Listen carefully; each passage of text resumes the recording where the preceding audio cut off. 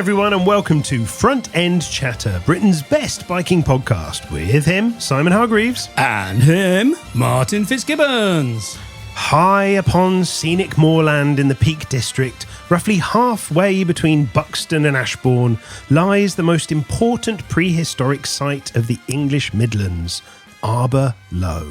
Ooh. Around 4,500 years ago, an unknown number of Neolithic tribesmen started digging out an enormous circular ditch using picks made from deer antlers, and then piled up the earth by hand in a towering bank surrounding the edge of the ditch. Their unimaginable toil would eventually result in a henge, roughly 80 metres across, the ditch around 2 metres deep and the bank roughly 2 metres high. The location is thought to have been used for ceremonial purposes, possibly for around 500 years, until sometime before 2000 BC, a collection of 40 to 50 vast limestone monoliths were somehow quarried, shaped, dragged into the inner circle of the henge, and then arranged round the edges, fanning out and equally spaced, much like the numbers on a clock face. Yeah. Historians are split on whether the stones were set upright in shallow holes and have fallen over since, or whether they've always been recumbent. And at the centre of the circle lies a square cove of 4 more stones, generally considered to be a focal point for rituals and ceremonies. Evidence of burials has been found here at the centre of the stone circle. Centuries later, probably now into the Bronze Age, a barrow or burial mound was built somewhere to the east of the henge. Now, this barrow was excavated in 1845, and inside was a stone chamber known as a kist, containing a cremation, a flint tool, a lump of iron pyrite that may well have been used to light the cremation pyre, and most fascinatingly of all, a pair of clay pots believed to be late Neolithic Peterborough ware. Oh, Peterborough ware. Peterborough ware. Is a thing. And a question many of us asked over those years. The pottery vessels are thought to have been used for food, but they're decorated in such a way that their purpose likely goes above and beyond routine function alone. Experts are unsure as to the exact meanings of some of the faded markings, figures and runes carved painstakingly into the side of the vessels, but it's possible that these may have been used for early communication. Pottery, after all, predates the invention of paper by thousands of years. Academics' best attempts to translate the figures on the side of one of the pots strongly indicates a greeting or a welcoming of some kind, possibly, "Hello everyone and welcome to." The second pot, meanwhile, features similar markings, suggesting that the two vessels might have been crafted as a pair, intended to be read in unison, perhaps as if the two are having a conversation. And this, some scholars suggest, may be the earliest known example of a two-handed discussion intended for a wider audience. Oh. And because of this, the stone chamber that the pair of pioneering vessels were found in, the kist, instantly became famous back in the 1840s and 50s, and it became known as the pot kist. Right. The kist that the pots were found in, the pot kist. Yeah. And a century and a half's corruption of the English language over time created the modern day equivalent, the podcast. Now this, Simon, is either the origin story for the very medium you and I have been tirelessly toiling away at using rudimentary tools for the past 11 or so years or so, relentlessly digging ourselves into a deeper and deeper ditch while surrounding ourselves with a higher and higher shield for reasons that will continue to baffle experts for years to come. Or it's a load of old nonsense based on what I did on the Easter holidays. Historians are undecided. Excellent. I think, to be honest, the biggest similarity between, as far as I'm concerned, between a podcast and a podcast is your use of the word recumbent to describe the stones. I feel like a recumbent henge. I am indeed a recumbent monolith, especially after Easter. But Simon, I'll tell you one thing archaeologists universally agree is not ancient history. Go on. And that's Bennett's. Yes. Britain's best and most up-to-date bike insurers who'll move heaven and earth, maybe even whopping great chunks of limestone if needs be, to get you a great deal on your bike insurance, scouring a panel of underwriters to find the best policy at the best price for you and your bike. Take out a policy with them direct, avoiding any of those insurance comparison aggregator things, and you'll even unearth a year's free bike social membership, an ancient artefact with an estimated value of £60, entitling you to more than 200, as of this morning, benefits, including exclusive discount voucher codes, rider training events, track days, competitions, and plenty more. But even if you're not a Bike Social member or a Bennett's customer, you should still check out all the latest biking news and product reviews on bikesocial.co.uk. And if you enjoy those moving pictures to accompany those human voices, then why not watch people talking about bikes and gear on the Bennett's Bike Social YouTube channel? Subscribe to make sure you don't miss a video. Oh, the good old days, the Neolithic days, back in the Stone Age. That would have been, they were good then. Good old days. Good bit of late Stone Age, yeah. Not the early Stone Age, bit old-fashioned for my taste. Yeah. Like the late Stone Age stuff, the later stuff. Yeah, that was the golden age, wasn't it? When stone was stone. Oh, dear. Yeah, it's amazing. I did go to Arbor Low. That's where all that came from. And you just stand in this field and you go, fucking hell, people were standing in this same field 4,500 years ago, but had the idea, rather than me who had the idea of just sort of going, oh, this is nice. They had the idea of like good podcast intro. Yeah. No, I know. What I fancy doing today is not going hunting or gathering or killing anything. I'm going to just go and dig a big fucking lump of limestone out and drag it up a hill and then do it 48 more times or something. It's a bit like writing a road test, isn't it? One of those is a toil of unimaginable hardship and craftsmanship and endurance and motivation. But it will indeed last for centuries. And the other... Not quite so much. Well, if you think about, why these henges were built, you're talking about sacrificial purposes. But there's the theory, isn't it? A lot of them were sort of astronomy based. And so you could measure the passing of the seasons and you could, the whole winter solstice thing, all the rest of it. I'm trying to find a way of segueing into a new BMW.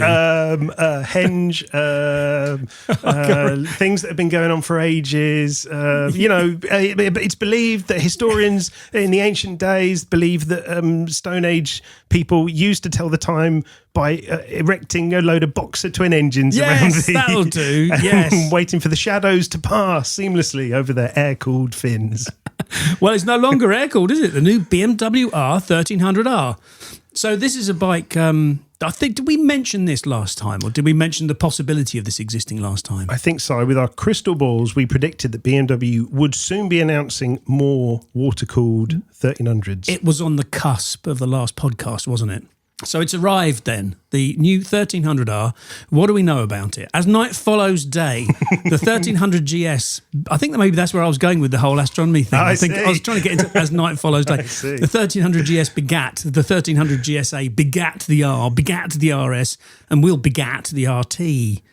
All using the same 1300cc motor from the GS? Looks that way, doesn't it? Yeah, it looks like it's the same 1300 Boxer with the same 143 horsepower and the same 110 lub-foots of torque, all made at the same revs. Yeah, it's pretty identical. And this is I still can't get over the fact that this is shorter stroke, but wider, much, much wider bores. That's it. Same shift cam. Still got shift cam. And what do they claim for power? 100? Did you say 144 claim, wasn't it? 143, yeah. Turns out about 134 at the wheel, I think. Does it? Okay. It does, yeah. And it's super compact, this engine. Super light, super small. Has the same gearing. Did you mention that? As the GSA. Okay. Oddly. Although the GS, I think it's a shorter final ratio. They could do anything within that shaft drive, couldn't they? It's a bit weird. What else do we know about it? Well, we know that the steel frame looks to be the same part as on the GS, the same kind of fabricated sheet steel design. The biggest difference, I guess, chassis-wise, would appear to be the use of upside-down forks instead of the GS's telelever.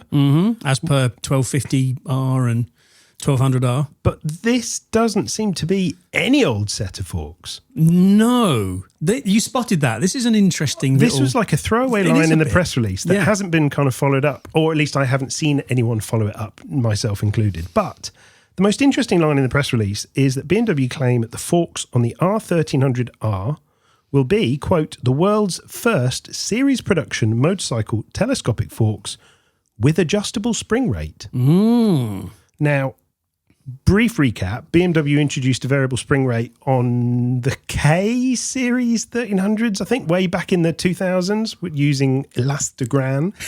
Then they forgot all about that for a bit, and then they reintroduced variable spring rate with the R1300 GS, with its dynamic suspension. So, again, going back a step, lots of bikes have had variable damping, and some bikes have had variable preload, electronically adjustable damping, electronically adjustable preload. But to actually change the rate of the spring, the stiffness of the spring, is something you haven't been able to do, I don't think, on any bike ever, electronically or manually or otherwise. You're effectively taking the spring off and replacing it with a stiffer or lighter spring. It's quite a big deal. Yeah, I mean, the nearest you can get or could get previously were progressively wound springs, and there's lots of different ways that you can wind a spring to give it different characteristics at different parts of its stroke.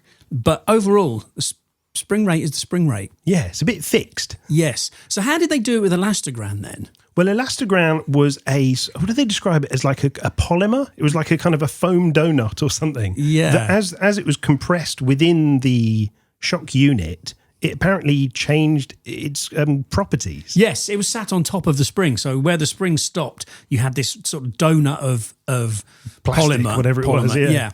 And so, and as that was, you say, compressed by like a ring or something. Something reminds me. me, And it changed its density, which then gave the overall spring rate, changed the spring rate.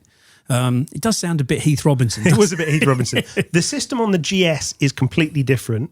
So on the current 1300 GS, it's dynamic suspension. There's a secondary spring sitting within a piggyback chamber on the shock unit.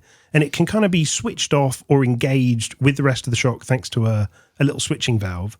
And it kind of uses oil pressure. So when the switching valve is open, the oil flows into the piggyback chamber, and by some physical magic, it ups the spring rate. It uses effectively the two springs together. So BMW, to my knowledge, haven't explained how this new set of forks adjusts its spring rate electronically. But my finger in the air, having a wild stab in the dark, would be a similar system to the GS. I would guess if you look closely on the fork somewhere, there'll be a piggyback chamber with an additional spring in, and it'll be activated or deactivated by a switching valve. That'll be my guess. But I haven't seen it explained anywhere. I haven't seen BMW explain it anywhere. I haven't seen any of the media outlets go into depth about it. No, I downloaded the picture set from BMW's press site, and I couldn't. Fucking hell, we can talk about that in a minute. Oh, really? Okay. I couldn't see any cutaway diagrams or anything. I'm sure that'll be on the launch or something. Yes. So that's interesting. So it's going to have, I guess the rear shock will be adjustable in all the different ways that the GS shock is, other than it doesn't appear to have any ride height adjustment on it. Okay. So, on the GS, it has this kind of auto lowering system. It will kind of ride up to a stop, and then it winds all the preload off very quickly. You can get your feet down, and then as you ride away, it brings the bike back up to its full stature. BMW say that this kind of isn't needed on the R1300R because the seat height is a tiddling 785 millimeters. Yes. That is a very, very low seat. That's a fair bit lower than the old 1250's 820 millimeter seat, isn't it? Yeah. That is on its lowest setting because it is adjustable. I think you can get it up to about 810. So it is sort of within the range. It's not just for tall people can ride this bike as well, perhaps. I think they have a selection of other seat heights as well. But I mean, the other thing that stops them doing it is, of course, that telelever means with the monoshock at the front, you can effectively lower front and rear at the same time, which is what makes the GS and the GSA's auto adaptive ride height more effective than Ducati's system and Triumph's system, because they're both stuck. They can only do the rear shock. What would be cool if someone came up with a way of doing it for forks, conventional forks. That would be interesting. Because that is one difference, is that the forks might not be able to adjust their spring rate, but there's no mention of them adjusting their preload on the fly. Yeah. I mean, the wheel travel is set at a fixed figure, isn't it, I think, for this bike. Interesting. So there's all of that. Speaking of other tech, there's obviously all the other BMW bits and bobs you'd imagine. Corner and ABS and traction control, adaptive headlights, yada, yada. Interestingly, there's also options for adaptive cruise control, which means that there must be space for a radar somewhere. Yeah. Plus an option for automated shift assistant, where a computer does all the clutch control and you use your fingers to change gear, I think. Is it fingers or is it foot? I can't remember on that one. Genuinely can't remember. I can't I've never remember used it either, actually, to be honest. No, I haven't. There's a couple of things that I noticed that I thought were quite significant. One is it's gone to a 190/55 rear tyre instead of a 180/55, which might have some impact over the handling, because the steering geometry is pretty much the same. The weight is the same.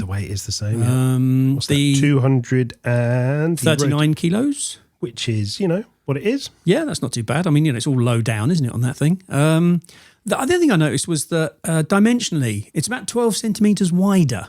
I'm assuming that's bar end to bar end, because that is the kind of widest point. And it could be because, it's certainly it's got an option for bar end mirrors. I'm imagining that. No, I think it has, yeah. Maybe that's the reason why. Anyway, Maybe. The other thing is it's got a litre less fuel, like everything else. You know, it's always a smaller tank again. Yep.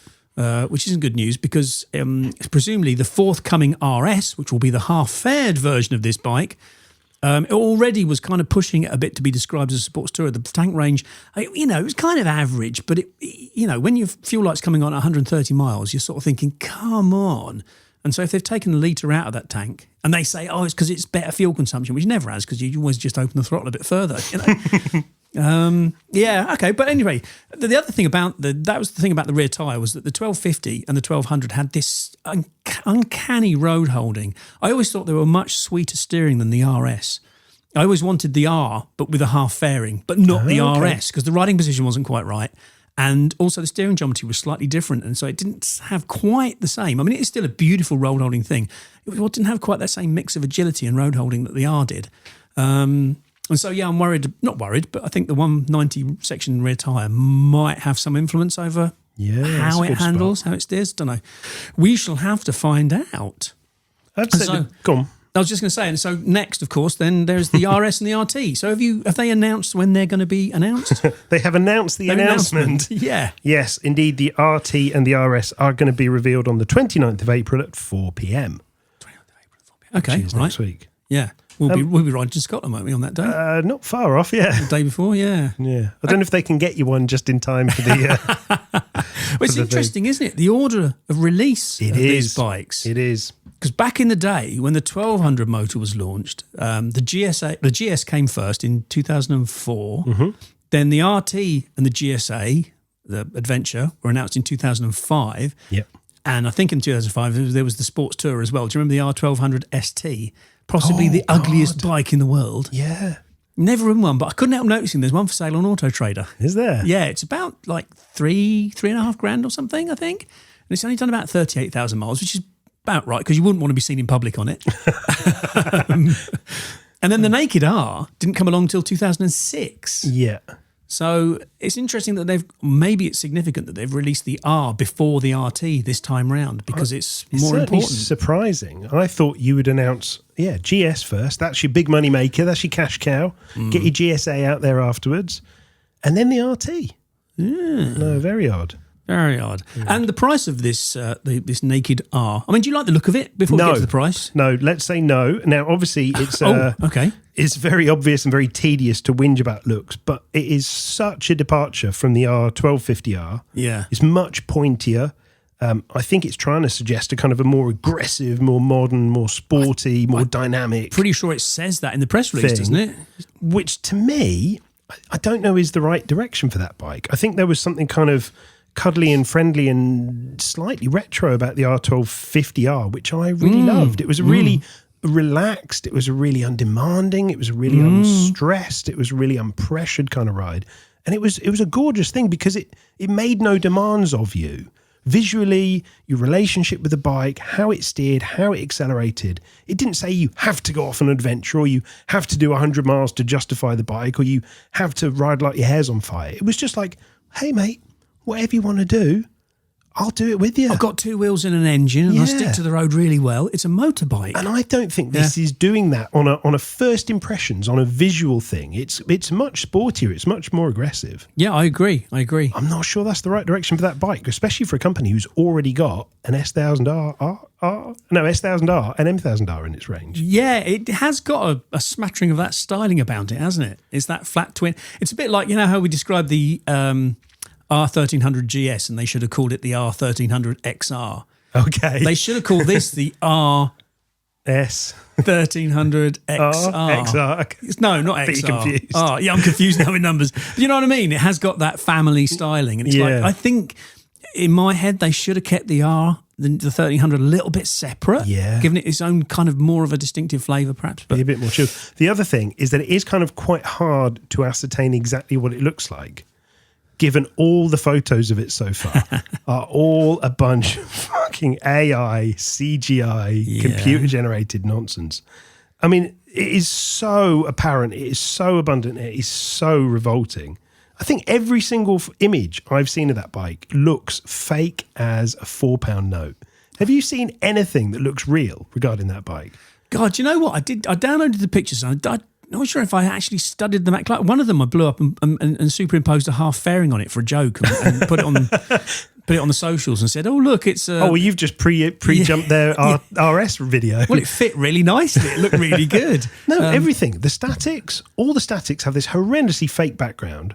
There's 2 action shots that have been released.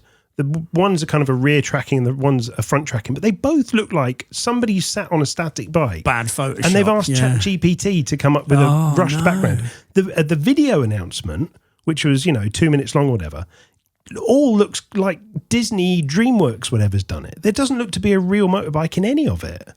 Oh, maybe that's the future. Fake motorcycles. Please don't, dear manufacturers. Well, I know times are tough and money's are tight, but please don't do this. Well, there's 2 things to say here is that most manufacturers now, well, no, it's not true, actually. I don't know most. I know for a fact, obviously, Triumph stuff is CGI'd. Their studio stuff is. And they've tried to CGI action pics. On the press site, they did have, when the Tiger Sport 800 was released, they did have that really, really cheesy I know the one you mean, yeah. bike dropped in on the corner. Yeah. I know the photographer. But and that's it was like, not, why did he do that? That's not CGI, is it? It's not AI. It's not. That's just crap Photoshop. Yeah, all right, fair enough. Hurried Photoshop, perhaps. No, I'll go and have another look at them. But I mean, don't forget, the other thing about BMW is they've got a really nice archive system. They do, which is good, handy. You have to email and get permission, but you can get some really good archive. They've got an organised actual archive, which is good. I just think for us as customers, potential customers, trying to look at whether this thing looks good, is attractive, it's you go and have a look at that BMW announcement video on YouTube for the R1300R, and all the top comments below are all saying, turn this CGI off, forget the AI, show us what real bikes Show us the like. motorbike. Yeah, I think it's a real misjudged step. Yeah. Oh, I should go and check that out. I haven't moving seen it. from fake BMWs to real BMWs, Si, have you been riding real BMWs lately? I have. If you think £12,865 for the bog basic R1300R, yes. Oof. The performance model adds $3,000 to that, comes in at nearly 18 grand. And if you want heated grips, it is over 18 grand. You think that's expensive? I do think that's expensive, Si. I've been riding around on Ride Magazine's R1300 GSA, which is in trophy spec. Oh, God. So it comes in those lovely BMW Motorsport colours, which are just gorgeous. The sort of red, white and blue? Yeah. Oh, yeah. It's a very pretty thing. It's got gold rims on it. Oh, I'm sold. I am sold. Absolute sucker for it. Anyway, it's the best part of 25 grand. That bike. Is it? Yes. It's got all the packs. And I've just had, because I'm going to be riding on the forthcoming, soon to be going, Front and Chatter, Fling 1 and Fling 2 Highland Tours. Hooray! How about that? So I got some panniers fitted to it as well. Oh, good stuff. But not a top box. No? I know not why, but nobody can get top boxes for Really? GSs and GSAs at the moment. They do not exist. Oh. I've got a sneaky feeling. Maybe they're all AI. I've got a sneaky feeling they've made a boo-boo with the design. Because Oh. I've noticed that if you put anything wider than the back of the bike on the top box area and then try and open a pannier, it'll foul it. So I reckon they've designed their panniers, their new panniers, so they open. And I reckon if you've got a top box as they existingly designed it, I bet you that's why they can't. It clashes. Because they can't open them properly. Ooh, but anyway, top embarrassing. boxes don't exist yet. Apparently they're supposed to be coming in May, but it was supposed to be April. And before that, it was supposed to be March. So who knows?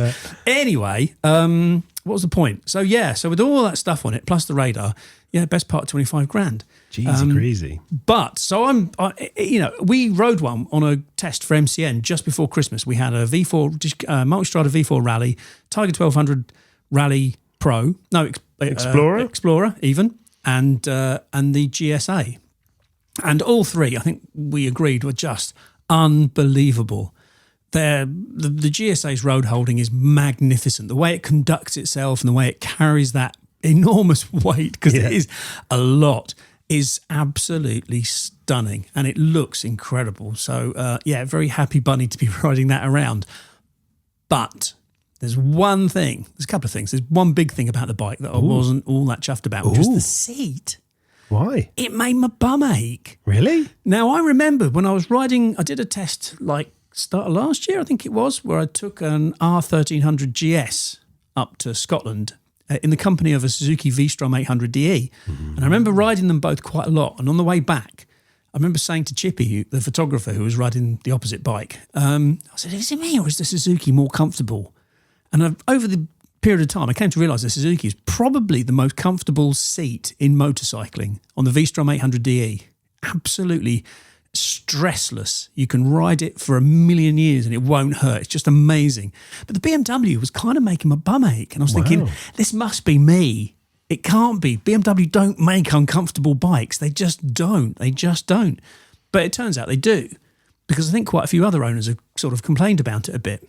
And so I was sort of chewing it over thinking, I don't know, this seat is quite hard. It's not so good. So I did a bit of Googling and I came across the YouTube channel of a chap called Neil. The YouTube channel is NJW Moto. And on it, Neil's got a GS and isn't happy with the seat and says that basically it makes his coccyx hurt. I thought you said it made his what? He's made his what sick? Coccyx hurt.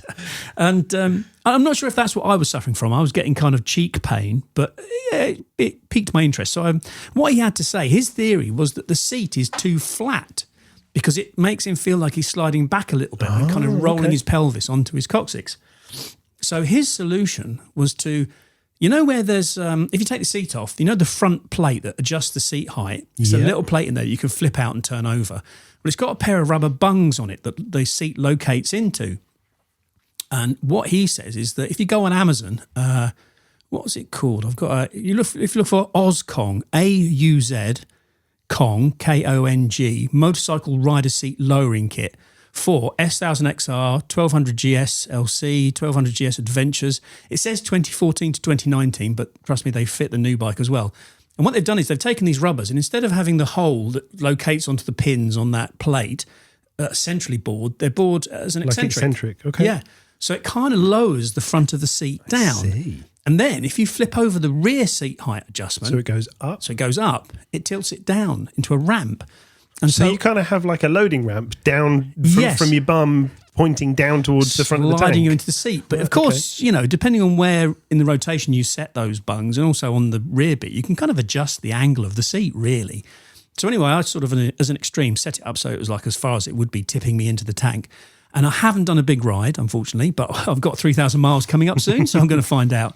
I went for a quick blat, and initially it felt much, much better. I was like, oh, that feels good. Because the other problem with the seat is that where it's so fat, you kind of feel like you're not in contact with the bike through your bum.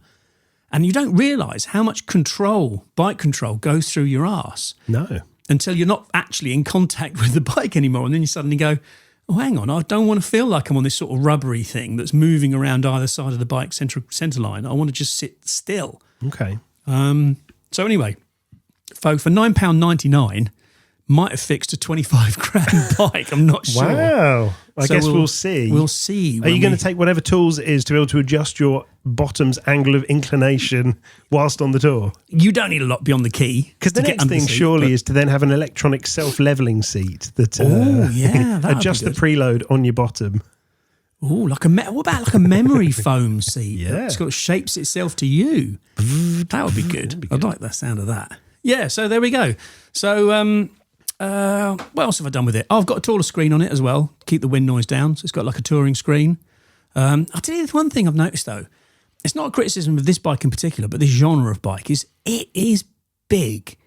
Not when you're riding it, but when you're just pushing it around, getting it in and out of the garage. I mean, this level of insight is what we're here for, isn't it? Man who's bought 300 kilo, £25,000 bike thinks it's big. No, well, you see. 1.3 litre dirt bike is big.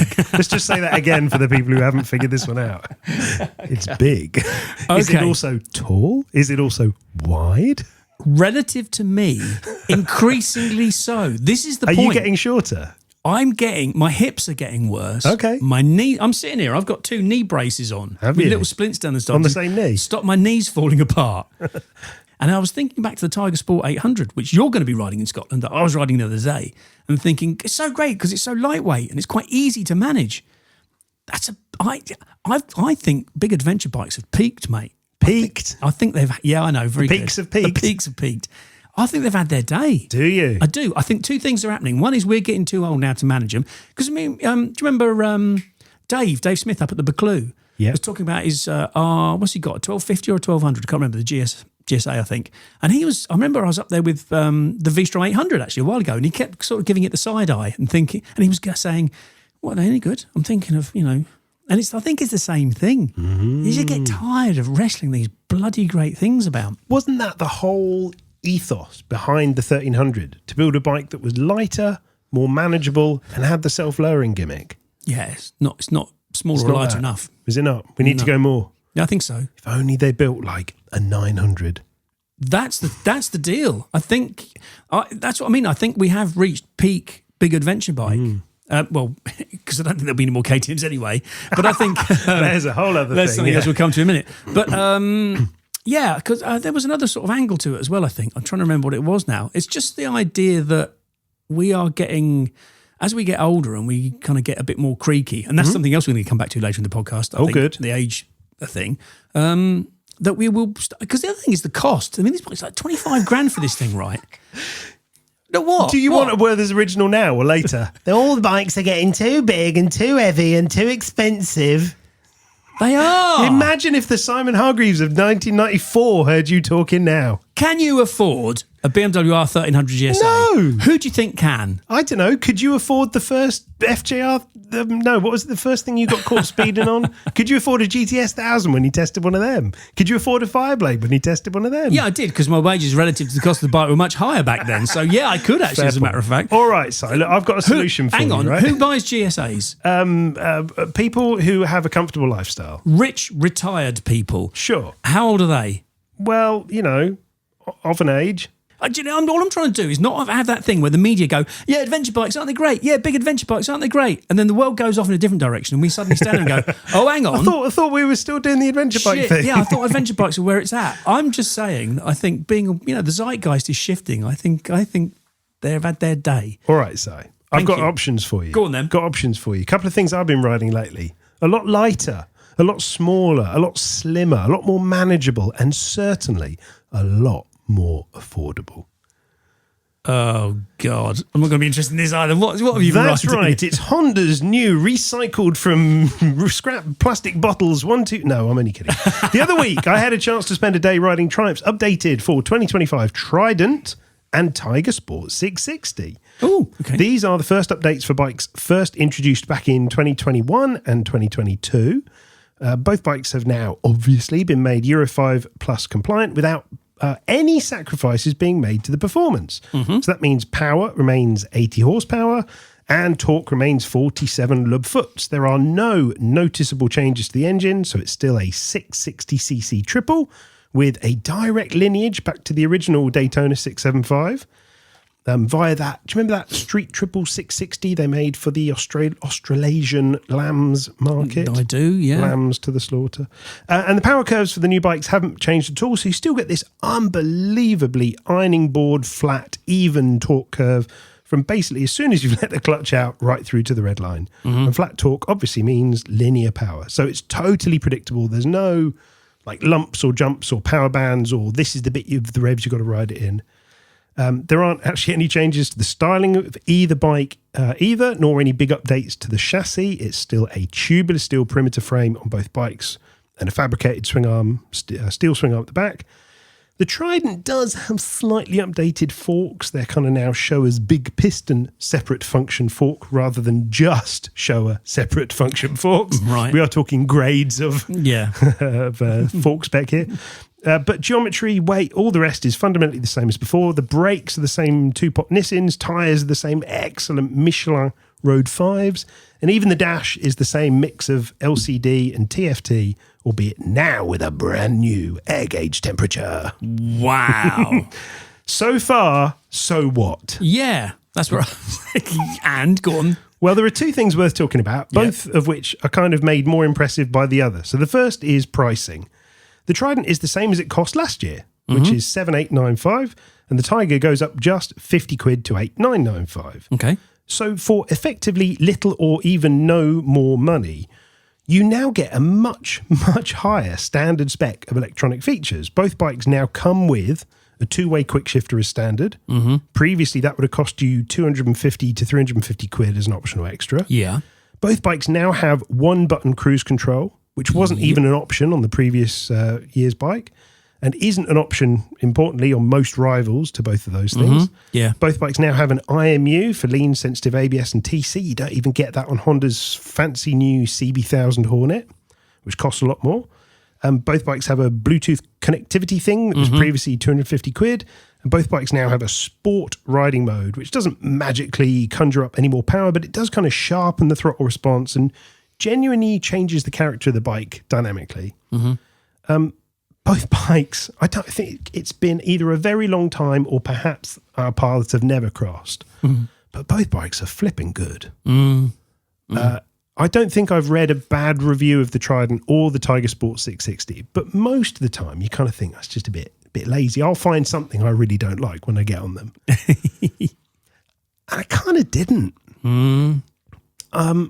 If I'm going to be picky, I think the dashes both look a bit dated. Yep. I'm not so keen on that. And it's funny how that's always a Triumph weak spot, isn't it? It is a Triumph weak spot. I'm trying to struggle to think of a Triumph with a really beautiful, effective, modern dash. Their TFTs are too complicated and their non-TFTs just look a bit pov.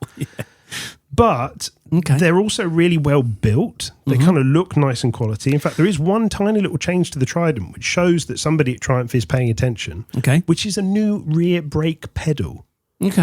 Not for any functional reason, not because it's going to add braking power or add braking feel, but they've just swapped. Do you remember, I mean, you might not even know, but on the Daytona and the Trident, the rear brake pedal looks like it cost them about 30 pence to make. No, I don't It's this remember. horrible kind of stamped, bent piece of mank. Yeah. And they've replaced it with like a nice alloy, cast or forged or whatever it is component. Yeah. No functional reason, just someone's looked at that and gone, let's make that look less crap. Which I think is lovely. Yep, that's good. And so then you go, okay, so the big risk, no matter how nice they are in isolation, the big risk, if you're not going to change the engine, you're not going to change the handling, you're not going to change the weight, the big risk is that they're going to get overtaken by kind of newer rivals. And sure enough, like in the years that have come out since the Trident debuted, we've had this like raft of brand new, really enticing bikes in that sort of class, haven't we? Hornets and GSX-8 S's and Tuono 660s and all that kind of stuff. So I sat down and tried to imagine what would I pick, having ridden a Trident and having its beautiful, smooth engine, its gorgeous lightweight handling and its kind of solid build quality for 7895 with its quick shifter, with its cruise control, with its IMU, with its whatever else. And the interesting thing is that those other rivals have started to creep up in price. And so their kind of value for money is actually starting to look a little bit less enticing. The Hornet is now 7.5 pretty much before you put a quick shifter on. The MT is now 7.7 before you put a quick shifter. The GSX is well over 8. It's like 8.3 now. And so I came to the inescapable conclusion that I'd buy the Trident. I really genuinely would. I think it offers a refreshing change to that kind of parallel twin omnipotence, omnipresence. It feels a bit more grown up and a bit more kind of solid, substantial bike than a Hornet does, which has a very kind of slight, small plaything feel to it. It certainly has a more mature feel than an MT-07. An MT's got a kind of a, let's all go silly and do big wheelies thing, which is hilarious. And the Trident doesn't have that. It's a bit more restrained. But for me, I think it's a compromise worth making. And it's also lighter and more nimble and more agile than a GSX 8S. I kind of look back at the 4-bike test that we did for Bennett's with those 3 bikes that we mentioned and the KTM, which we'll come to in a minute, and think if a Trident had been in there, it would have done exceptionally well. It would have done well. I mean, I haven't ridden one extensively, but my memory of it was that the main thing that sort of bothered me about it was that compared to its rivals, its parallel twin rivals, and I'm no fan of the parallel twin, as you know, was that it sort of almost didn't... When you ride the inline 4s of the Hondas, they are... like the CB? The CB650. They're classic screaming inline 4s. And the thing about the Trident was that it had the screaming inline thing, but it didn't have enough of the bottom end thing. So that flat torque curve you're talking about, it was pretty flat. It's and that very was the point. flat. It was flat. So you ride a parallel twin, and if you ride a CB750 or the KTM, they leap off the bottom end. They go, You know, I'll give you that. it's off and it's gone and it's running. The Trident doesn't do that. It just kind of goes.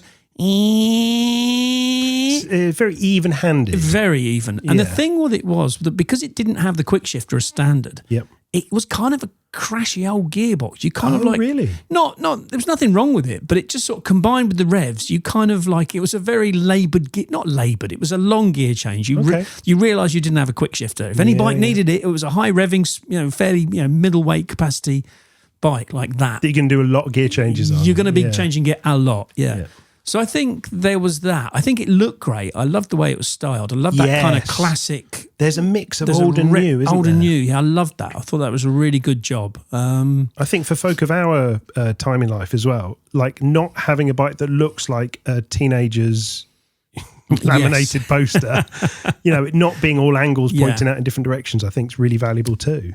And it's same for the Tiger Sport 660. I rode one of those to Wales and it was fully luggaged up. And I remember thinking, what a fantastic combination of, it was that sports touring or a full dress touring almost, small, mid-capacity, beg your pardon, motorbike for a decent price. I thought, this is really good. Yeah, missing cruise control, but then everybody else is at that time. Sure. But also had the same sort of flat power curve and slightly kind of like working the gearbox all the time because don't think that came with the quick shifter standard. No, it's all new. So it's all new. Having addressed those two issues, I think, having addressed the issue of the quick shifter, I think that would, and the cruise control, I guess, that would make a big difference to.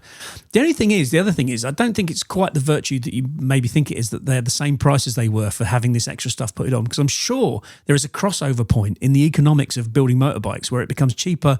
Well, once you've repaid several years of investment. Yeah. I mean, once you're fitting this stuff to your Tiger Sport 800s, it's actually more expensive to have something different made. Quite possibly. But whatever the economics and whatever the sort of Machiavellian, Hinkley, spreadsheet cleverness of it, the point is that the bike that they will sell you from a showroom is now of a higher spec than kind of all the rivals that are similar or even more money. I mean, we always said it was a question of who was going to do it first. We did, once they do, the dominoes topple, and they'll all have it. There's a Hornet next year that's got cruise control, etc. But Triumph are there today. There first, as they often are. Overlooked. I think there's a great little feature about Triumph being first with so many things. Don't forget, the Tiger 800 predated the R1300 GS by about 3 months. Oh, okay. Oh, yeah. And the old Diana engine before the F800 engine. Yeah, with its dummy conrod. Yeah. Or, let me see. T595 with its fuel injection. There was something about that. It was a first. Yeah, it was the TT600 was the first mainstream supersport bike with fuel injection, wasn't it? There we go, yeah. Oval alloy frame. No one had done that before. Self-cracking headstocks? No, that's not fair, is it? No one's done it since either. Yeah. And the Tiger Sport, Tiger Sport kind of halfway between a Versys and a Tracer 7. And given the Versys basically hasn't changed, and the Tracer 7 is currently only being sold on derogation until they announce a new one of those. Yeah. I mean, that really is so far ahead of kind of any competitor. I was riding it, and I genuinely thought, well, I really like a Versys, but this is kind of similarly distance capable, but way more lithe and agile and more secure handling with it. I really like this. I just wish, I was riding along, I just wish it made a little bit more power. Well, and then I thought, funny you should say that. I thought, fucking hell, someone else has ridden along and thought, I really like this. I just wish it made a bit more power. Yeah. And then you go Tiger Sport 800. Yeah. It's funny, isn't it? I mean, it's really promising. That's something else Triumph do is they're pretty good at tripping over their own model range. Bless. Oh, God. Anyway, there are written reviews of both on bikesocial.co.uk. Very good. I've also been riding a Triumph. Yeah? Yeah, the Speed Twin RS. What's one of them then? Now you're asking me. Well, it's for an upcoming Geek Test, the series of deep dive videos on Bennett's Bike Social YouTube. So I'm not going to give an awful lot away, which means actually I haven't done a huge amount of research yet. I've just ridden it and speed tested it and done a few other bits and bobs. But I've never ridden one before. Big 1200cc parallel twin. Yep. It's their, what do they call it? Big power, a bit high power. HP. Yeah. And it is fairly powerful. It's over 100 horsepower. Okay. So it bangs a bit. And it is a really mechanical unit. You can hear the clanking and the clunking, and in a good way. It's absolutely brilliant. I sort of picked it up from Mr. Michael Mann of the Bennett's Parish, who'd been riding it around. He said, oh, I don't know, it's a bit of a one-trick pony. I'm not sure, because it's like a sort of got this relaxed sort of retro air-cooled parallel twin, even though it's a water-cooled, as we know. But then they've made it really sporty because they've canted it forward a bit. They've given it long travel rear suspension. It's got Öhlins at the back. It's quite stiff. It's got Magura brakes. It's got radial calipers. It's got all this sporty shit going on. Sounds familiar. I feel like I did a launch of this in about 2016 or 17. What was it I rode? Thruxton? Yes. Thruxton 1200? Yes. It's kind of a Thruxton. It sort of replaces the Thruxton almost without the fairing. Okay. And then I sort of thought, oh, right, okay. So I got on it and just went bombing around local lanes on it, rattled off 120 in fairly short order up one of the back roads and just thought, this is hilarious. It is a one-trick pony. It's not very flexible. It doesn't do a great deal, but what it does do, it does really well. It does retro bombing brilliantly. Does it? Yeah. It's on race tyres. Or track day tyres. Oh, it's not on super-duper courses, is it? No, it's Racetech RRK3s, the Metzlers. And, it's... For all of your retro track day needs. Exactly. If you're not riding it like an idiot, they've got no heat in them at all. So it's no good. But, it's really good fun. Absolute blast. Anyway, that's for... it's got really long legs as well. You're riding along thinking, I'm doing about 30. You look down, it's doing 50. You think, where did that come from? Because it just goes doff, doff, doff, doff. It's like an old V-twin. It's brilliant. Anyway, I really enjoyed it. And there's a geek test coming up probably in about a month's time. Because, have I told you, do you know where we're going? Where are we going, Si? We're going on the FEC Highland Flings soon. Honestly, this is like an end-of-term podcast. We don't need to promote it anymore, do we? This is the holidays. Oh, this is, yeah. This is the holidays. We're going on holiday. Non-uniform day. Bring in board games. It's going to be great. Go away. Lovely. Yeah, so if you wonder why there's going to be no FECs over the next 2 to 3 to 4 to many more weeks. No FECs given. We're busy. No FECs given. Absolutely. Right. Anyway, so that's all the good news. We're going on holiday. It's time for a bit. Should we have a bit of bad news? Yeah. Go on then. Let's serve up a little bit of bad news. I'm sort of, I don't know, a bit wary about going over this. Wary, bit well, both, there actually. is new news. But it is motorcycling news, so like it or not, here goes. KTM's difficulties appear to be far from over. In recent days, we've had confirmation that, deep breath, in no particular order, KTM will once again be closing down motorcycle production in Mattighofen from this Monday, the 28th of April, until Sunday, July the 27th. That is 3 months where not a single motorcycle will be being built in Austria. And this is, I think, just 6 weeks after they started production. Mm-hmm. According to Austrian news outlet Kronenzeitung, KTM's CEO Gottfried Neumeister told the workforce in a video message that, quote, due to the abrupt insolvency at the end of last year, we were only able to rely on existing stocks. I presume by stocks we're talking parts, materials. Quote, continues, during the restructuring process, it was then impossible to enter into new commitments for 90 days. Kronenzeitung reports that materials for 4,200 bikes was obtained from suppliers, but for whatever reason, be it delivery times or agreements with suppliers, they have now run out of parts, making production impossible. That's 1. 2, KTM is stopping distribution of CF Moto motorcycles as of May the 31st. The current distribution agreement covers Britain, Austria, Germany, Switzerland and Spain, both CF Moto and their electric sub-brand Zeho.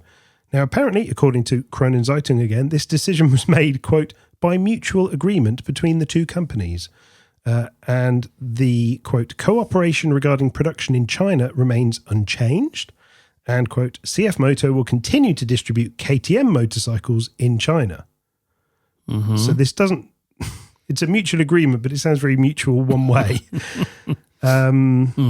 Number 3, on top of all that comes the news that Pierre Mobility are postponing publishing their 2024 annual financial report. And in the official press release, it states that, quote, the main accounting issue is confirmation of the going concern assumption. Now that, in English, as I understand it, means that it's still uncertain whether KTM will remain in business. And if it doesn't, then the values of KTM's various assets, I guess, would be a lot less than they are if KTM is a going concern. And last, but by no means least, there are still several money questions. I don't fully understand the financials, so I'm not going to pretend to, but it appears that Bajaj's €200 million loan can't be turned into equity So KTM needs to find another way to raise 150 million euros. Oh, and meanwhile, the clock is still ticking on them needing to have something in the order of 600 million euros sitting in their account by May the 23rd, ready to pay their creditors their agreed 30%. That is now less than a month away. So it's fair to say any assumptions about KTM being back and bleeding orange blood and whatever else they're doing is still quite uncertain. I mean, fairly pessimistic news. It's not great news, and bearing in mind that, again, these are... I have no good news to offset people's this. jobs that we're talking about here. Yeah. But it does sound to me like the game is up. Does it? It kind of sounds that way because if they can't figure... I can't see a way out of the mess that they're in. I think this idea of like the two big companies that could bail them out, CF Moto or Bajaj, who I think are the only two that would even come close to having the financial clout to be able to do it. I think we've crossed the boundary now between them being potential investors and being circling vultures, because at some point they're going to go, hang on, we're putting this amount of money into a business as a partnership. Why not wait for it to go under and then pick up the brand name, pick up the KTM name and not have any of that other stuff? And in a year's time, we're making KTMs, say, in China or India. They're badged as KTM. They're made there anyway. Could even be badged as KTMs. Hey, and so really, and that sort of does make you wonder. I mean, the whole CF Moto thing, presumably KTM are able contractually to wiggle out of or get out of doing the importership in Europe. But maybe there's a contractual reason. I mean, let's face it, the only KTMs that are being built at the moment are being built in China, I'd suspect. Or India, yeah. Or India. So... yeah, can I give you some total fact-free speculation? That's what that was, so carry on. Well, I wonder whether that the very immediate ceasing of the distribution might be something to do with attracting investors. It might be something to do with, I mean, it seems to be Bajaj who's kind of offering the money up. But perhaps it's something to do with securing more money from Bajaj, is to kind of cease working with a different company. Yeah, that crossed my mind as well. It would be like okay, we're going to put our money behind Bajaj. We're going to go with them. So we're going to kind of start to back out of the CF Moto deal. Perhaps. But I still look at the numbers that like Bajaj's money can't be used. What was the phrase they said? I believe, and again, might be wrong. So check all your own facts. I think so. I think it's to do with share issuance. Yeah. There's an AGM that's due to happen, or what do they call it? An extraordinary general meeting or something. And the things that people were supposed to be able to vote on, which is including, I think, this turning it into shares or the reissuance of the issuance of fresh shares, has all been pulled from the agenda. And it's just like, this is odd. This isn't what a company with a clear vision for its future is. This isn't a company that has the 600 million in place. If it did, then there wouldn't be question marks about it as a going concern. Yeah, they wouldn't be looking for it. So we're 4 weeks away and they don't have the money. 600 million. Is this fair to assume? We're 4 weeks away and they don't have 600 million euros. Yeah. No, I'm not saying they can't turn this round. Not only do they not have that, which is just merely to pay off 30% of the creditors, let alone buy new materials, start the factory working again. I hope they do. I want to underline this. I hope they do. I want this to come good. I want in 6 weeks we can go, thank goodness they paid off their creditors. Thank goodness the company's going to go back and brilliant news. If it happens, it will be a hell of a feat. It'll be a miracle. Frankly, wouldn't it? It doesn't. It sounds pretty like the end of the road to me. But anyway, what do I know? Yeah. But like I said, I don't think the name will disappear because I think someone will buy it and start building bikes called KTMs. They'll probably be pretty similar to the ones that they're already building at the moment. Quite possibly. Yeah. Okay. Yes. Look at nerd news. Do some nerd news then. Right. I love this stuff. I'm just going to go and make a cup of tea. Yeah, I bet you will. You and half the listenership.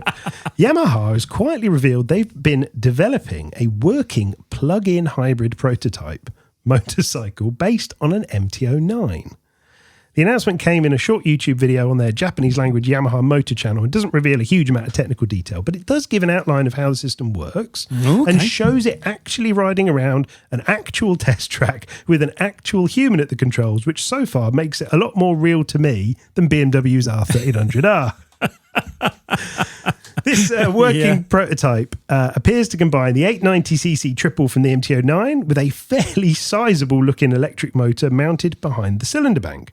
No details on how the two are actually joined together, whether it's geared before or after the gearbox.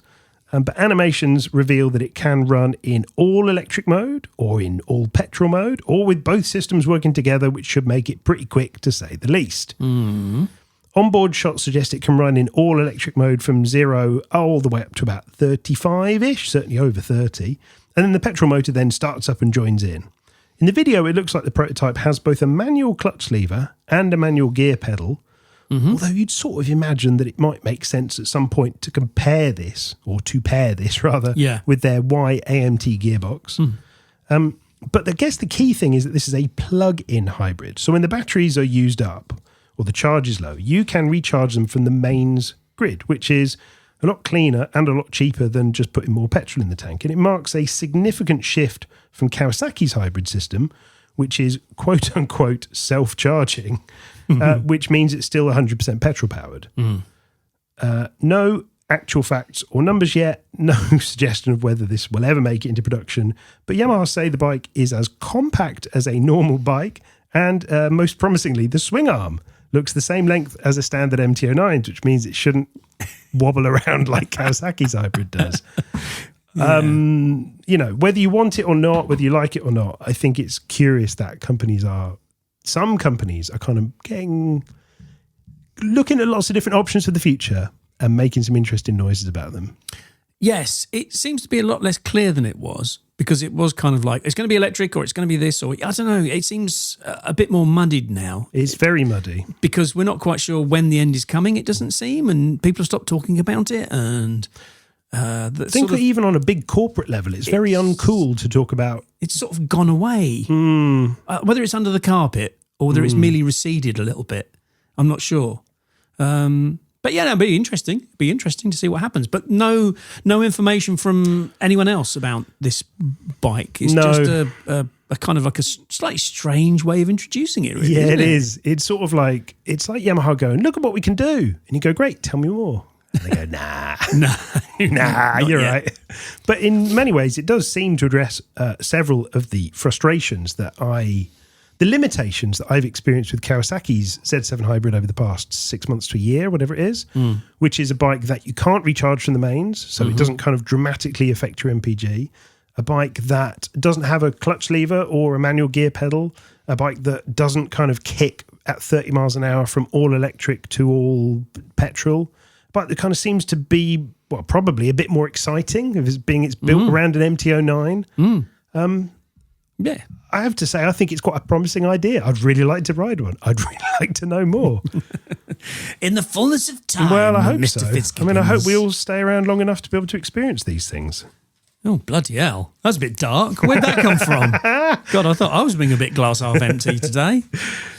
Good, right. Okay, shall we segue seamlessly like we have been doing into the FEC? Let's. Excellent. A lovely pot of cheeriness. These are the thoughts, musings, missives. What else do you normally say? Ponderings, poems. A bit of poetry would be nice. Yeah. Haiku review. That would be good, yeah.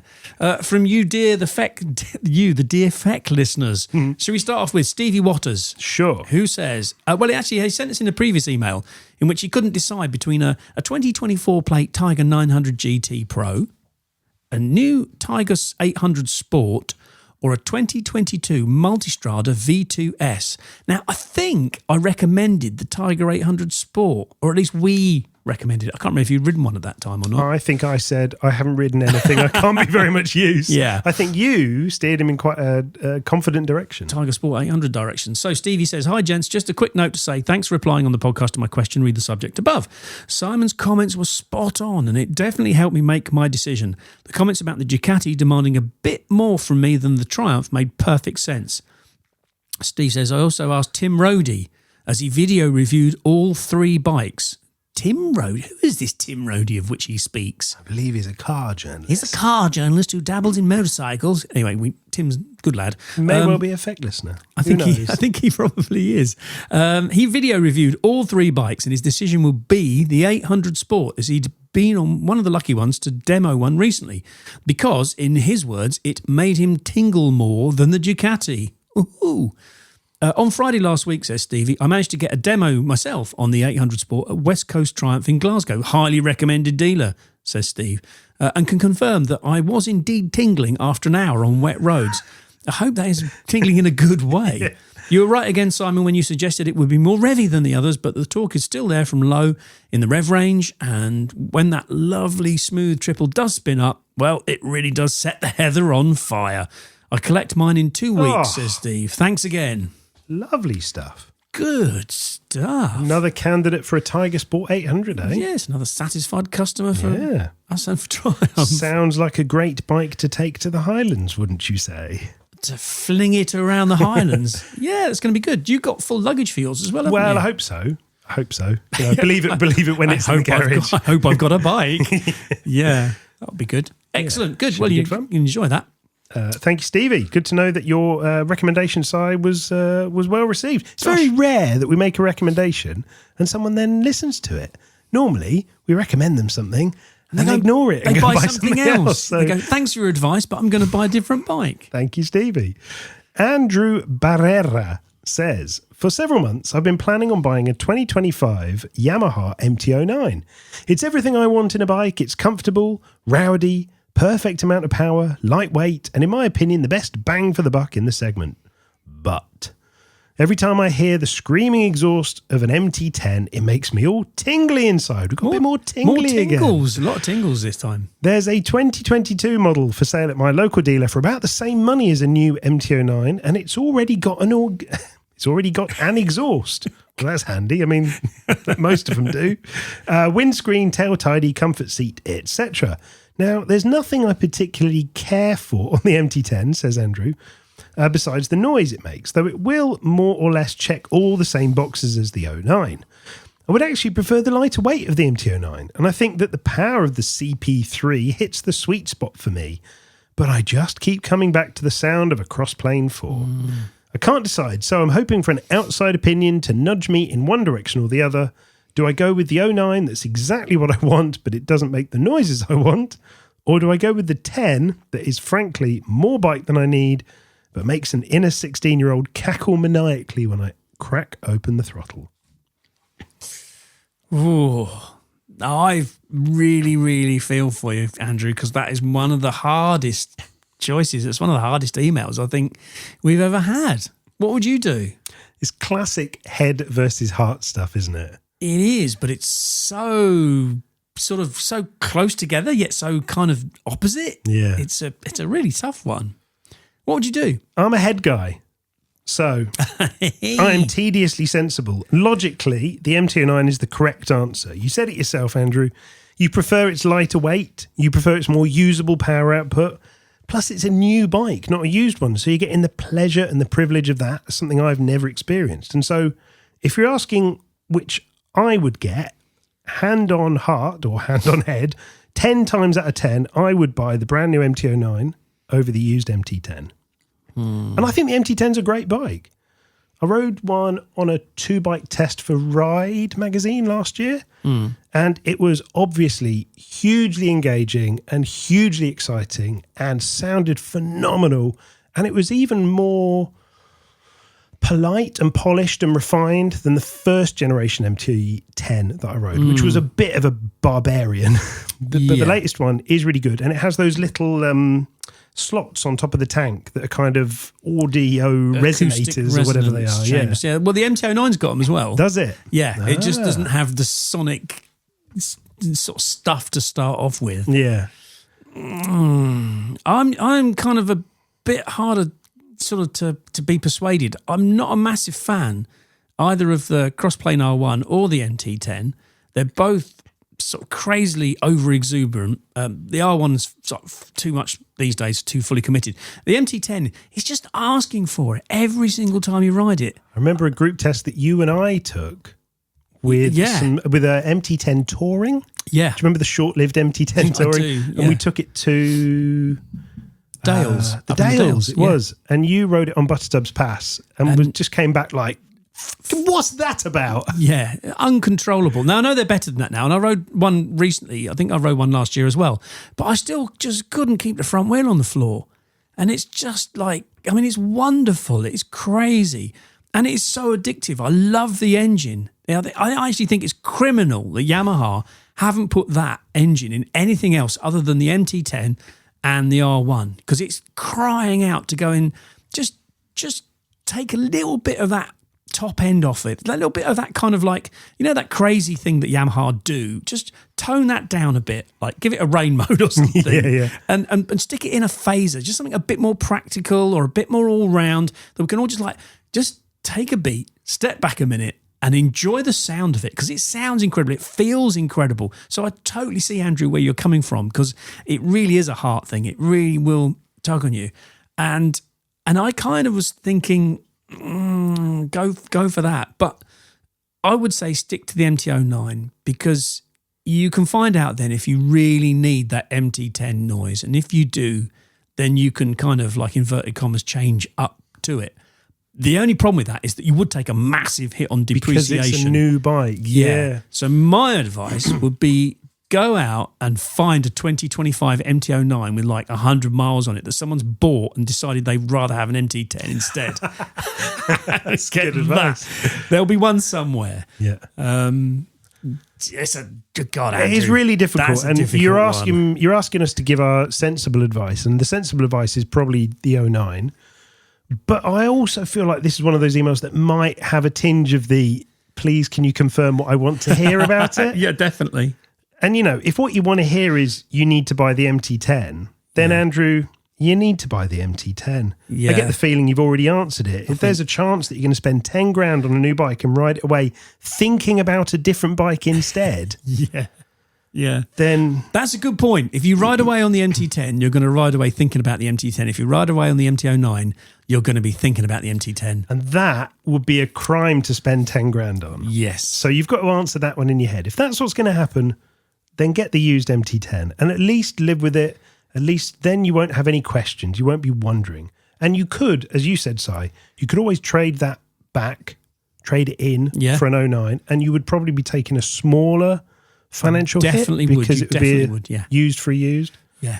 So what I've done there, Andrew, very carefully, is I've given you answers to buy both. And what I suspect is you're going to hear the answer that you want to hear. So let us know what you buy. That's quite good. Yeah, I like that. And one thing about MT10, Si, have you seen any, how do I put this subtly and delicately, clickbaity nonsense about MT10s either running out or being discontinued or being taken off sale? Have you seen any of that No, stuff? I haven't. Oh, good. All right. It's just me and my algorithms then. Why, have you? Well, I've seen lots of stuff about, don't worry, there's plenty of MT10s left in the UK, but there's none left in Europe. Really? Yeah. And I think the implication, which isn't ever said, is that Yamaha's going to discontinue the MT10. Oh, right. Okay. But I don't think that's the case. Well, yeah. Well, why are people thinking that? I don't quite understand why people would come to that conclusion. I don't know whether it's that because stock levels are low. I mean, I guess the current MT10 is, is it 5 or is it 5 plus? Don't know. That's a good point. Yeah, and I suppose with the R1 going sort of track only, is that? Yeah, when Yamaha made the announcement they would not be updating the R1 to Euro 5 plus. Yeah, maybe I emailed Yamaha at the time and said, is this also the case for the MT10 or any other bikes in your range? And the answer I got back then was, no, Yamaha have announced this for the R1. There was something else, XSR 700 and like a scooter. He said everything else is kind of here to stay.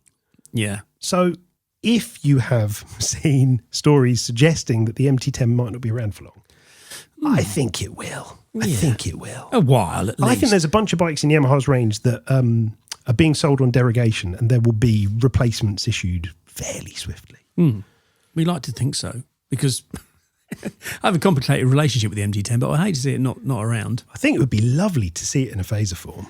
That Definitely. would be really good. Just take some of the edges. Feels like off it. money that's just waiting to be printed. Yeah, no? especially with the rebirth of the sports tourer, because everybody's too old and too bloody fat and useless to ride big GSAs anymore. Useless. Right, CJ from NI, who didn't get where he is today by initialising his name and where he comes from. Hello, gents. Thanks for the pod. I've been working my way through some of your older episodes, and occasionally the state of UK motorcycling gets discussed. Does it really? With thoughts expressed on the ageing demographic, the tiered licensing system, cost of new bikes and insurance, and smaller two-wheeled EVs, all mentioned as being possible factors impacting on a healthy future. It's going to be one of those, isn't it? Then I happened upon this video, says CJ, from the Motorcycle Action Group, or MAG, brackets, I'm not a member or affiliated with them, neither are we, where the vlogger unpicks statements from the MCIA which seem to suggest that even an industry body have all but given up on promoting bikes. And he pointed us to a link, which I think if you go to MAG's YouTube channel, you'll be able to find. And then CJ goes on to say, does it in any way feel to you that biking is becoming more niche and irrelevant as time wears on? If so, is anyone to blame? I'm in my 40s. I got my A licence on direct access during the early stages of COVID in 2020. And it seems like even in this short time, a lot has changed and not much for the better. Trying to be positive, though. CJ, well... That's a big question. It's a big question. Have you watched the video? I have. I gritted my way all the way through it. Yeah, I did a bit of that. The video is by the Motorcycle Action Group, a group that's been going since 1973, founded to oppose helmet laws. This video is one chap, quote-unquote, ranting to the camera, having been to the MCIA conference earlier this year. Now, MCIA is the Motorcycle Industry Association here in the UK. Motorcycle Action Group is a riders group here in the UK. Thank you for the context. Chap who doesn't name himself, doesn't have a thing on screen telling you what his name is, and doesn't in the video explanation or description tell you who he is, starts off by having a go at Lillian Greenwood MP, who is or was the Minister for Future of Roads, for getting confused between whether the MCIA represents riders or the industry. And next he picks MCIA head Tony Campbell, who we interviewed in FEC 172, who says to the conference, there is no place for dreams of the past, old ideas and tired thinking. Our customers are generally the wrong side of 50. And the MAG chap takes great affront to this statement. And he then proceeds to disagree with a bunch of other things some MCA speakers say about not defining the entire industry by nostalgia or by purely looking at it as leisure motorcycling, about the industry occasionally having outdated narratives, and that perhaps going forwards, the Motorcycle Industry Association needs to look beyond mere passion and find purpose as well if it wants to gain a foothold in government discussions. The MAG guy doesn't like any of this. He gets very cross during the video. He also kind of misrepresents some of the things being said, but to be honest, he is so unwatchable, I would have turned the video off completely had it not been sent in by a lovely fecker. I don't want to go through this step by step. The MCIA and the MAG have been in a war of words for years. MAG sees itself as gritty and real world and representing riders' interests. The MCIA is more polished, more professional and more industry focused, but perhaps more bland and sterile with it. And you don't have to look back far to find substantial differences and rifts between the two. Back in 2023, the MCIA put out a statement linking to articles claiming, quote, MAG had been involved in spreading misinformation, denying climate science and promoting the belief that climate change is an eco-fraud designed to undermine individual freedoms, and the MCA does not support, condone or endorse any form of climate change denial or dissemination of false information. These claims, published on DeSmog and The Times, were in part based on Operation Earthquake, which is or was, quote, a campaign initiated by the Motorcycle Action Group, which, quote, opposes the sales ban on new internal combustion engine vehicles for all vehicle types and opposes the ban on any schedule. The article also claims that Operation Earthquake documents claims, quote, so far nobody has presented anything to show a human-caused climate crisis and that, quote, climate is changing because it has always changed. They also reveal that MAG's national chair, Neil Liversidge, in December 22 tweeted, get fracking, reopen the pits, sod electric cars, the so-called climate crisis is all bullshit, hyped up by people who want an excuse to control us. And also the fact that Lembit Opik, MAG's head of communications, previously claimed, quote, there's no climate emergency, either natural or human-caused. I think what you've got is a tug of war between old school, keep things how they've always been MAG, an MCIA who are trying to provide a gateway between the British motorcycle industry and the government at a really difficult time. A time when, frankly, leisure motorcycling world probably offers little to no benefit as far as the government are concerned, and we probably are just a slightly irritating pimple on their bum that they would quite like to puncture.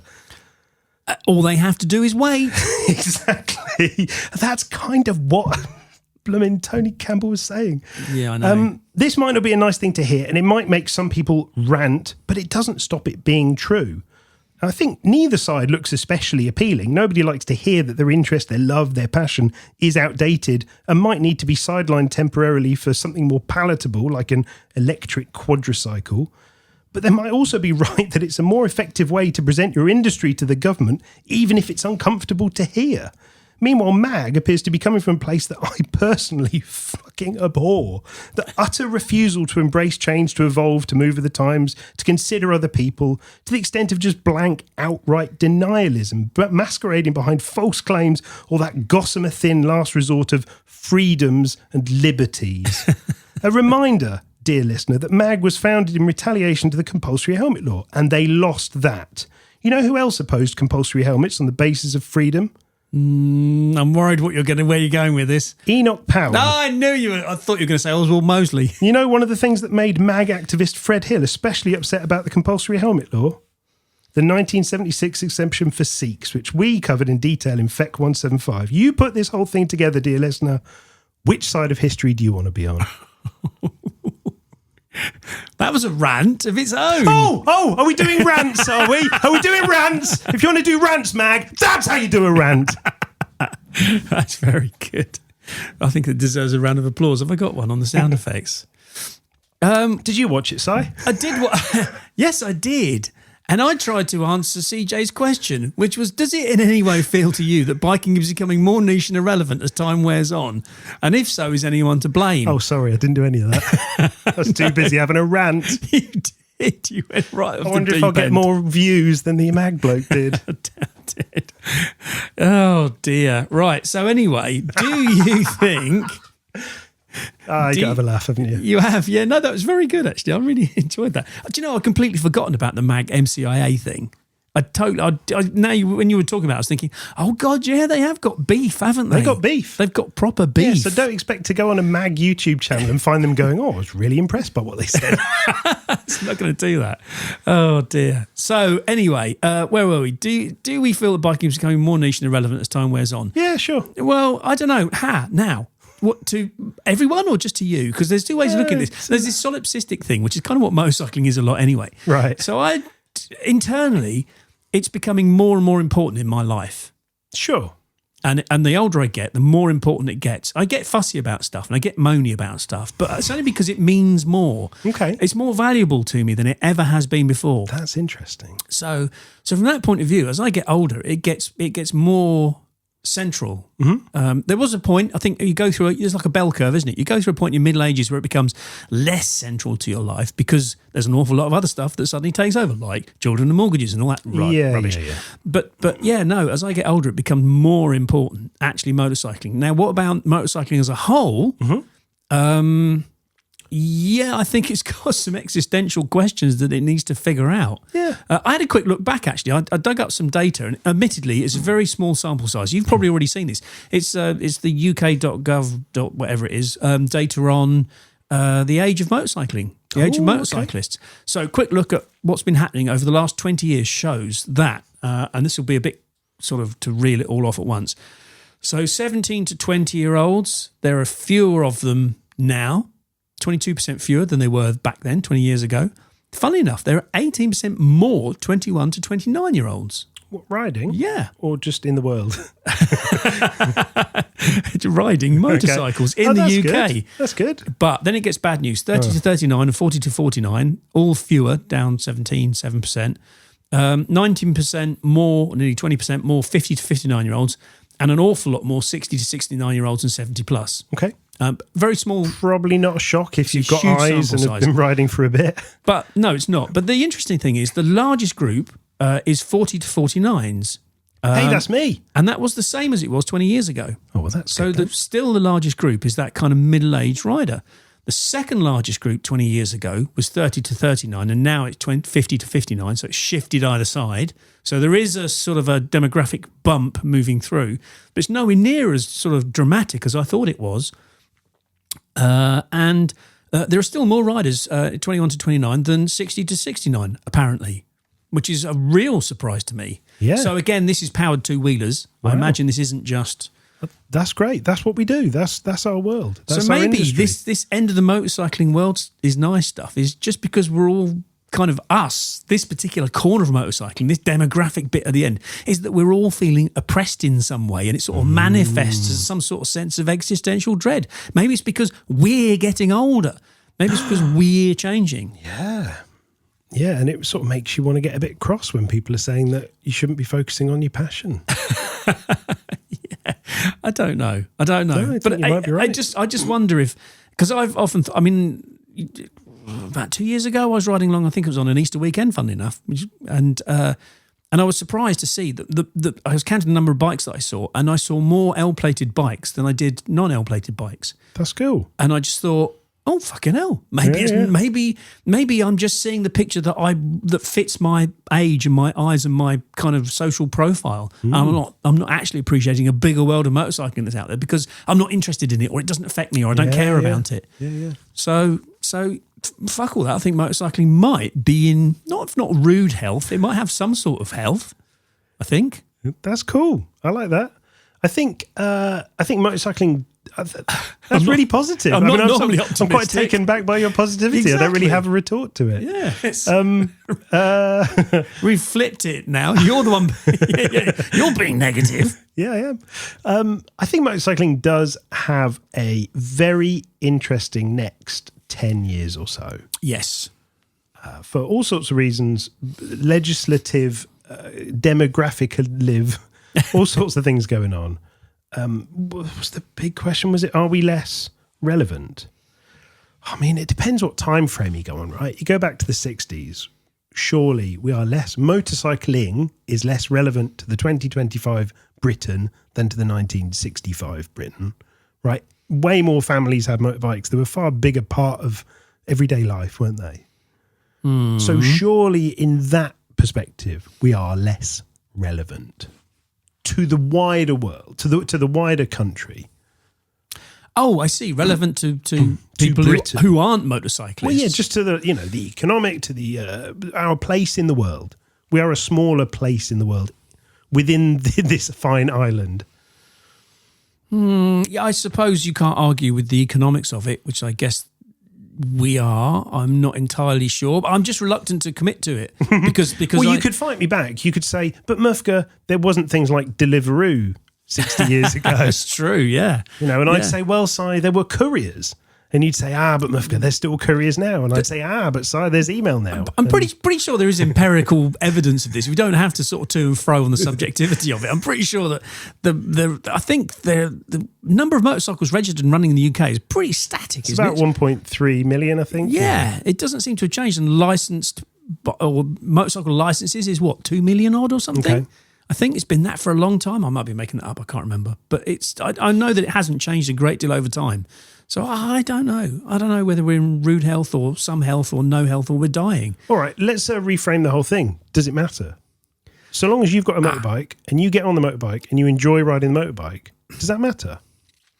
Does it matter whether we're less relevant or more relevant? If you play golf, does it matter whether golf is more relevant or less relevant? If you enjoy playing Tiddlywinks, does it matter whether Tiddlywinks is better or bigger or smaller than it was 30 years ago? Frankly, are we worrying about stuff that just we can't actually affect? Matter? Yeah. I think go ride a bike and enjoy it. Yeah. And if one day it gets taken away, it'll happen in such a way it's not going to get taken away. Won't even know. No, it not going to get taken away. All right, but if it becomes economically unviable because you can't buy petrol anymore, or there's some other reason, it's an organic thing. You'll have found something else. You'll be paddleboarding, I don't know, or base jumping, or something else will come along. It doesn't happen overnight.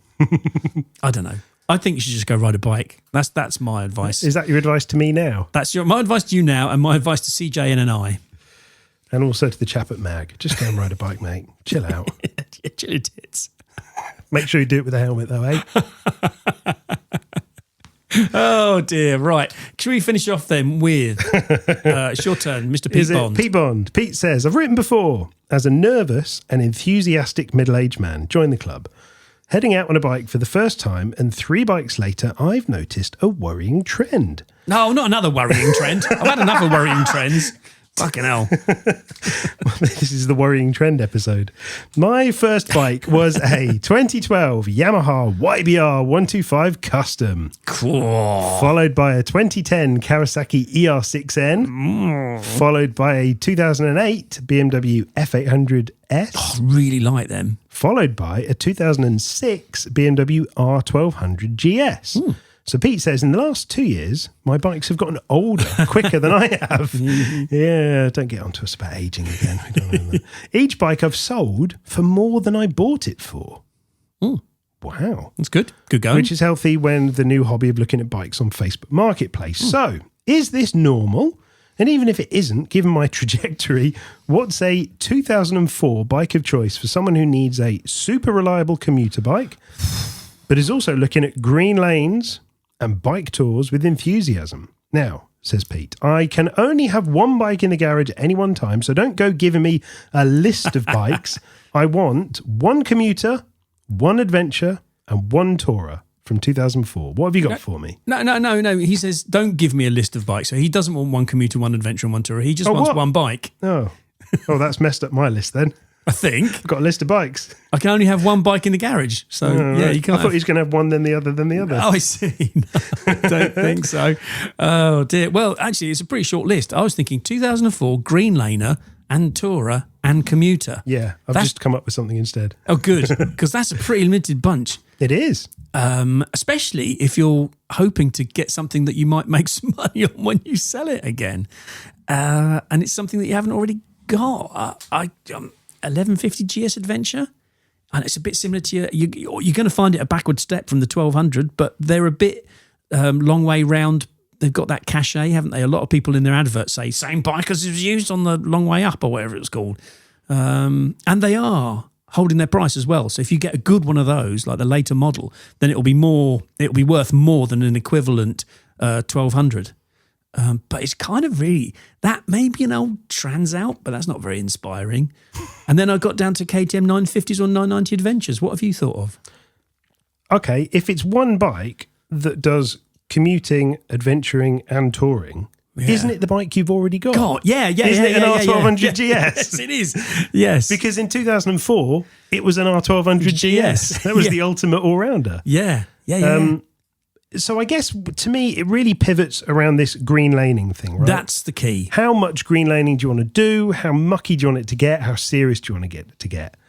Because if you want a real answer, then it's a BMW F650 GS Dakar. Oh, God. Sorry, have you just had a little bit of bile come up? Oh, yeah. Oh, horrible thing. But a good commuter, a solid green laner, and a reasonable steady tourer. No, it's not a reasonable steady tourer at all. Fucking, that's the single, isn't it? That is a single. That's the Rotax. Is that a Rotax single? Quite possibly. I think by 04 they went to a twin spark head, and I think I did the launch down at Pavy's place in Wales, and I crashed a lot. That was one of those events where they wanted BMW UK asked the magazines to send I love it when they do this. People with no off-road ability or experience at all. And so they went, Mufka, right, you can go and do that. This is 04, and I don't think I had ever been off-road. Like, I'd never ridden a field bike. I'd never done anything off-road at all. Yeah. And so they just drop you in this forest in Wales and be like, right, first job, lock the brakes up. Second job. Yeah. It's a lot. I did a lot of crashing. I hate that environment. I did that. Do you remember the BMW Sertao? I think it was the same thing. Was that a 650? Exactly the same thing. G650, yeah. Yeah, same thing. Side Pavy's place, middle of Wales. And first thing is, so imagine this, there's sort of a group of your peers standing there, all assembled, and they make you go through these drills one at a time in front of everybody. So it's like public humiliation. Yeah. It's like, right, I want you to ride along with the front brake locked for at least 10 yards.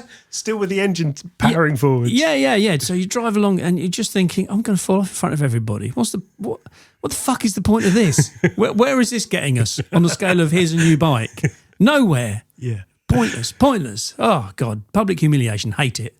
Well, I still think it's a good one. The other one was the KTM 950 Adventure. Yeah, which is really good look. I mean, they're really nice things. I don't know, reliable, because that's one of your criteria, but they're good looking things. Oh, look, get rid of the Adventure and get a phaser. That's simple. Don't go off-road. And don't go off-road. Yeah, get a phaser instead. And if you want to go off-road, go and, I don't know, buy a field bike or something and whatever, plough around some fields. Go and break your own collarbone. Yes. Good. Right. Thank you, Pete. Are we done for time then? We are done for time. Let's bring this existential, ranty, worrying trend, the worrying trend one to a close. Because I want to go on holiday. I don't know about you. I've had enough of this. I want to go away. Fancy a bit of Scotland? I do fancy a bit of Scotland. We've got to do some podcasts while we're up there as well. In fact, we've got to do 2. So if you've got emails, questions, thoughts, wonderings, answers that you'd like to contribute to the FEC, which we might be able to pull out of the bag up in Scotland. Good point. Please email them in as soon as possible. Give us something to talk about. Immediately, if not sooner. Hang on, what's the date? When are we going to be doing a live FEC? We're going to be recording some live FECs on... No. It's going to be the night of the first one, which is going to be the Monday? Possibly, yeah. So make sure you get your email sent in before Sunday the 4th. And there's a chance we can read them out on Monday the 5th, maybe. You're hoping that the place we're going has got either 4G reception or Wi-Fi, because that's not guaranteed. Hey, we don't have any of that internet around here. I think you'll find they're all staffed by Australians. Oh, are they? Yeah, normally. Okay. Aussies and New Zealanders. Very good. Do hospitality in Scotland. Anyway, so if you're coming on Highland Fling, thank you so much. We are hugely looking forward to it. If you're not, I'm sorry you missed out. Maybe there's next year. Thank you very much to MCI Tours, who've done a huge amount of booking and logistics and sorting things out for these trips. Thank you, Paul, at mcitours.com. And I guess while we're doing some thank yous, you probably want to be pushing that goodbye button with the music, and then I'll carry on saying thank you very much to Bennett, Britain's best bike insurers. You should definitely go and get a quote for your bike insurance from bennett.co.uk. Thank you very much to Ride Magazine, their printed material, and Bike Magazine and MCN, in which you will find both of us scribbling words. Yeah, I got quite a bit in the latest Bike Magazine as well. Oh, got a thing about skills. Speaking to 5 people who do extreme crazy skills, like being a MotoGP Carna champion or jumping off the back of a bike at 110 miles an hour. That's not skill. And I've got kahunas in it. That's just silly. It's just daft. And there's some stuff in Future Ride magazine celebrating sports tourers. Future Ride, is that a new title? Future Ride. Future Ride. I've got an existential crisis. Don't worry, here's Future Ride. It'll reassure you about how everything's going to be brilliant. I don't want to read. I want to read Retro Ride. That'd be much more right. It's called Classic Bike. Oh yeah. Looking for a new editor, I believe. They're advertising for one. It's all right. It's public knowledge. Oh, okay. All right. It's on Bauer's jobs site. Not that I ever look at Bauer's job site. If you, dear listener, fancy being editor of Classic Bike, email them. Thank you, Simon. I'm Martin. We'll catch you next time. Bye-bye.